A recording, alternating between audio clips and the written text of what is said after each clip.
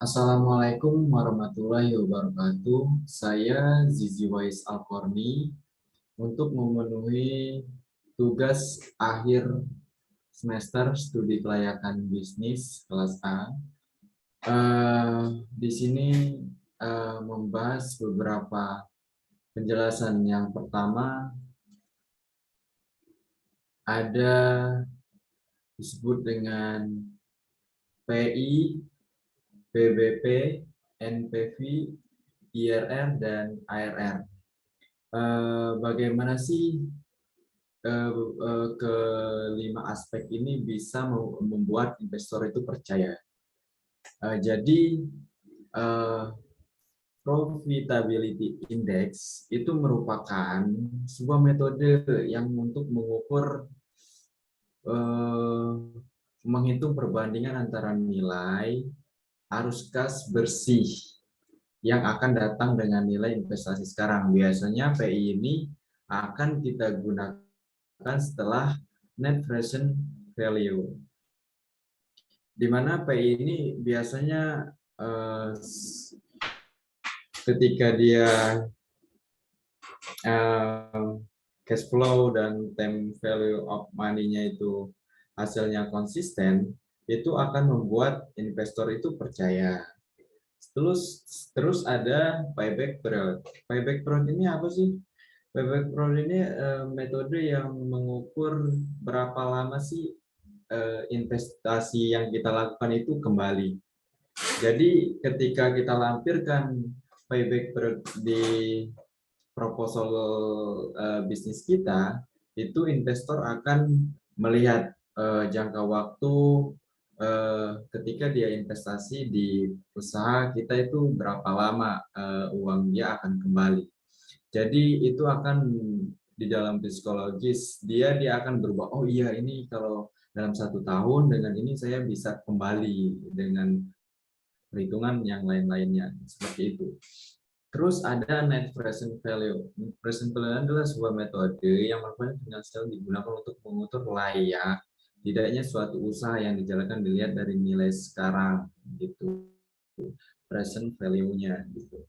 Arus kas bersih yang akan diterima dibandingkan dengan nilai sekarang dari jumlah investasi yang dikeluarkan. Jadi NPV itu teman-teman. IRR apa? Internal Rate of Return.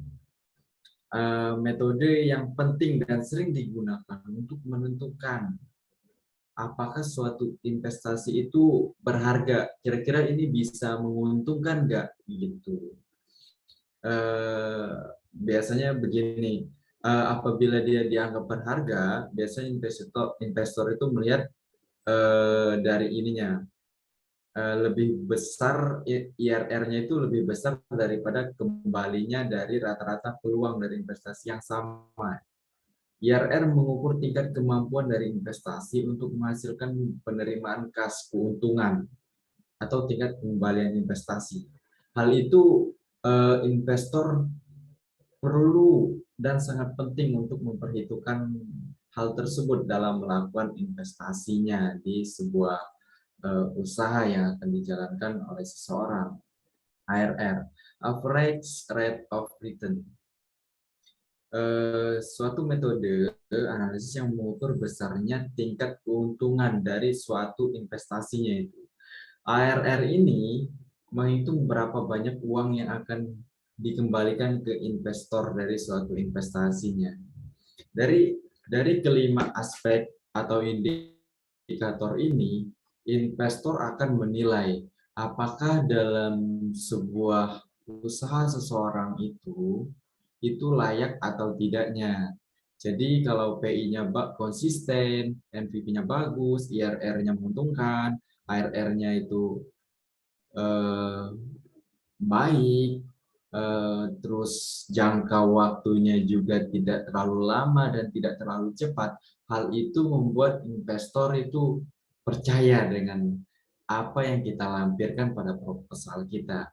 Jadi ketika kita melampirkan PI, PBP, NPV, IRR, dan ARR-nya itu dengan maksimal, tidak ada yang dispekulasikan untuk oh ini supaya investornya ini percaya dibikin bagus saja, tidak, tapi dengan sebaik-baiknya dan sesuai realitanya itu bagaimana. Jadi nanti investor akan mempertimbangkan hal tersebut. Apakah usaha kita layak diinvestasikan atau tidak? Kalau biasanya kalau kelima indikator ini baik, biasanya investor akan percaya dengan bisnis yang akan kita lakukan. Selanjutnya, eh, kita akan membahas bagaimana sih menilai kelayakan sumber daya manusia, menilai kelayakan organisasi. Hal ini perlu juga, dan bukan perlu juga sama sekali ya, ini penting banget dalam menjalankan sebuah usaha. Karena ketika kita kurang maksimal dan bahkan tidak melakukan hal ini bisa berdampak buruk untuk perkembangan usaha yang kita jalankan. Yang pertama, kita harus melihat perencanaan SDM di usaha, di bisnis yang kita jalan itu bagaimana. Jadi perencanaan itu langkah awal yang kita lakukan, bagaimana apa saja yang kita butuhkan. Dengan misalnya usaha kita tentang perikanan, berarti kita butuh pekerja yang bisa dan handal di bidang perikanan gitu. Terus CEO atau direktur di bisnis yang kita pilih ini juga harus bagaimana nanti kita rencanakan dan apa yang kita butuhkan di sebuah bisnis kita. Terus kita rencanakan ketersediaan SDM kita, bagaimana regenerasinya, bagaimana kita rencanakan dari awal itu bagaimana SDM yang kita butuhkan. Terus kita memperkirakan atau menganalisis kebutuhan SDM kita untuk beberapa waktu ke depan. Itu kita wajib banget karena tidak selamanya karyawan kita bekerja di usaha yang kita jalankan, karena ada yang namanya regenerasi. Habis di umur sekian kita lepas, kita kasih pensiun atau uang pesangon, bagaimana itu sesuai peraturan pemerintah yang ada dan sesuai budaya yang ada di bisnis yang sudah kita terapkan. Analisis kebutuhan-kebutuhan SDM kita untuk kedepannya, jangan sampai nanti kita tidak menganalisis untuk kebutuhan. Misalnya kita butuh kedepannya itu perkembangan bisnis kita semakin besar, kan kita tidak mungkin kalau cuman karyawannya cuma 10 saja sampai sekian tahun ke depan. Dengan perkembangan bisnis kita yang cukup pesat, kita wajib menambah karyawan kan, karena produksi kita sudah meningkat juga. Terus implementasi dari pencarian SDM, kita harus tahu spesifiknya. Kita melakukan rekrutmen, seleksi, dan researching, di mana hal ini sangat penting dilakukan dalam sebuah pencarian sumber daya manusia di sebuah bisnis, karena hal ini sangat menentukan bagaimana nanti kita mendapatkan seorang karyawan yang sesuai keinginan kita, sesuai perencanaan, sesuai analisis kebutuhan kita. Itu sangat berpengaruh di implementasi dan strategi untuk mencari karyawan atau SDM kita ini. Hal ini perlu dan cukup diperhatikan dengan maksimal dalam menilai kelayakan sumber daya manusia di sebuah bisnis. Terus setelah ketiga hal tersebut, kita melakukan controlling atau evaluasi. Di mana kekurangan kita, apa yang kita butuhkan.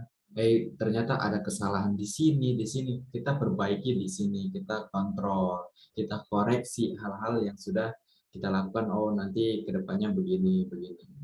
Oke, sekarang ini sudah cukup panjang bagaimana sumber daya manusianya. Sekarang kita menilai kelayakan organisasi bisnisnya.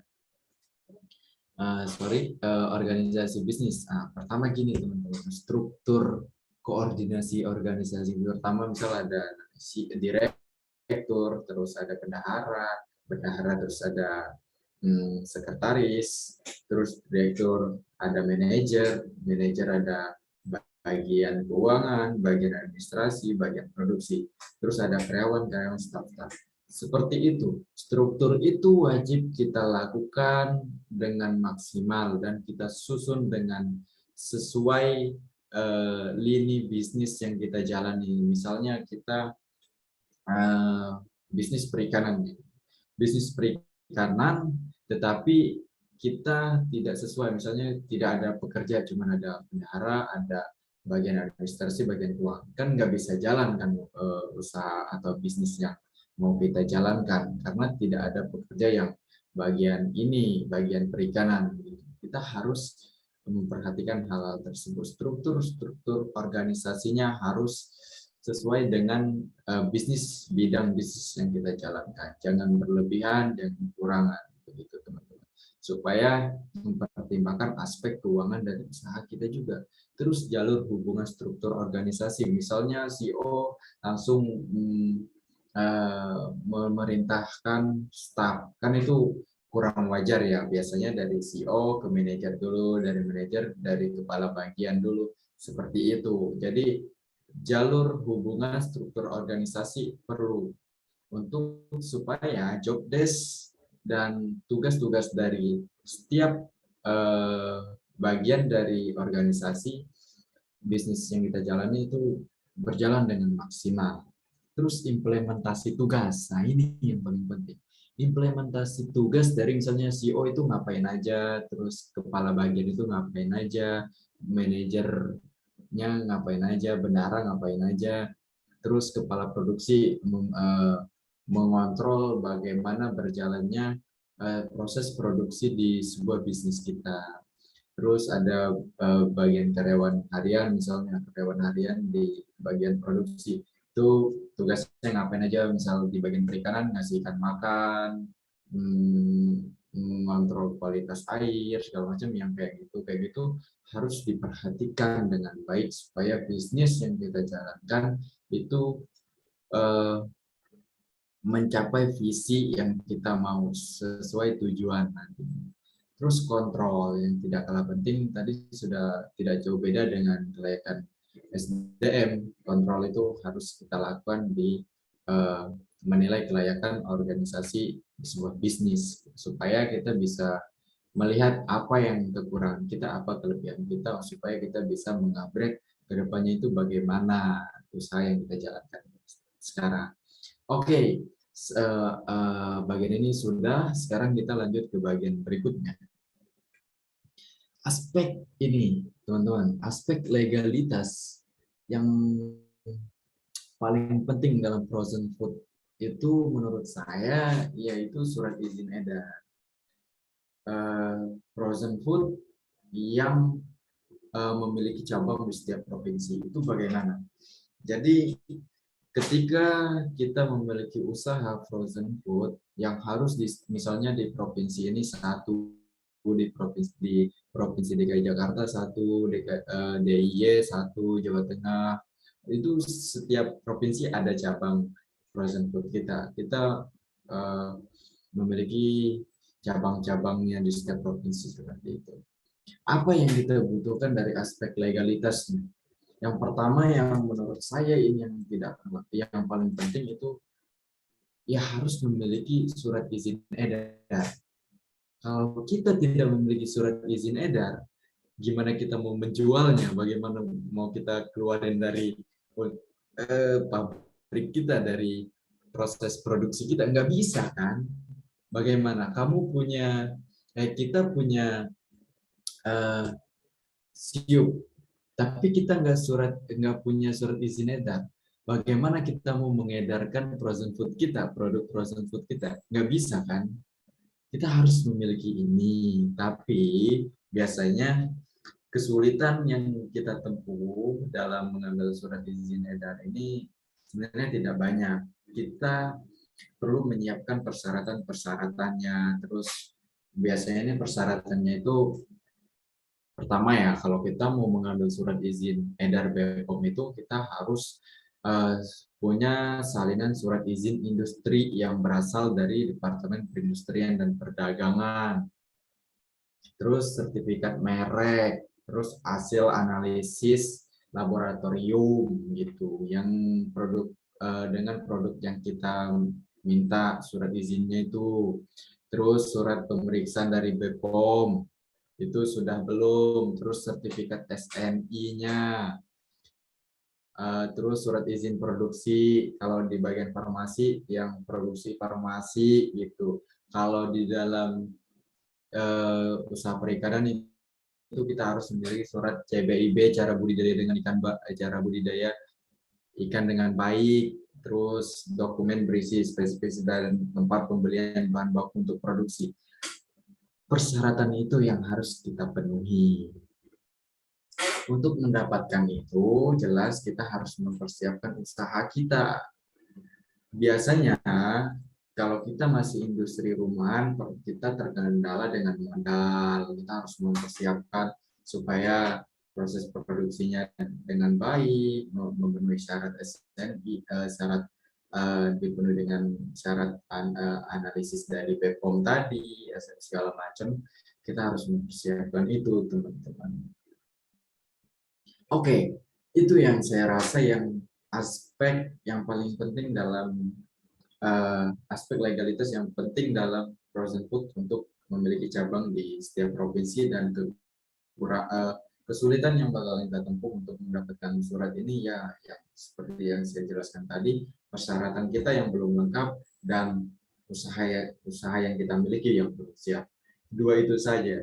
Terus selanjutnya, wah ini teman-teman, contoh aspek legalitas dari sosial masyarakatnya itu gimana. Jadi contohnya gini ya, ada sebuah perusahaan yang kita sebut saja Aquatixios Group. Aquatixios Group harus memiliki CBIB. Supaya apa? CBIB ini surat cara budidaya ikan dengan baik. Oke, otomatis ketika Aquatixios Group ini kan misalnya usaha yang bergerak di bidang perikanan, budidaya perikanan. Nah, kalau dia udah memiliki CBIB ini, otomatis cara dia memberi pakan pada ikannya, terus air yang digunakan, terus kontrolnya, bibit yang kita dapat itu dari mana, terus limbahnya dibuang kemana. Kalau kita sudah mendapatkan CBIB, itu biasanya usaha perikanan itu udah baik dalam proses produksi. Hal ini ketika sudah terciptanya proses produksi dengan baik itu, maka Aquatixios Group itu bisa menciptakan lingkungan yang nyaman, masyarakat tentram, konsumen percaya. Jadi aspek legalitas semacam ini yang harus dimiliki untuk memperhatikan sosial dan masyarakatnya, sosial lingkungan masyarakatnya, seperti itu teman-teman. Jadi ketika usaha sudah memiliki surat izin atau sebuah legalitas, hal ini mempengaruhi budaya yang tidak baik di sebuah usaha itu menjadi baik. Hal itu menciptakan kenyamanan, ketentraman, dan kepercayaan. Hal-hal semacam itu yang perlu dipahami dalam aspek legalitas sosial lingkungan masyarakat. Oke, terima kasih. Saya Zizi Wais Alforni. Semoga hal yang disampaikan bisa bermanfaat untuk kita semua. Wabillahi taufiq wal hidayah. Wassalamualaikum warahmatullahi wabarakatuh.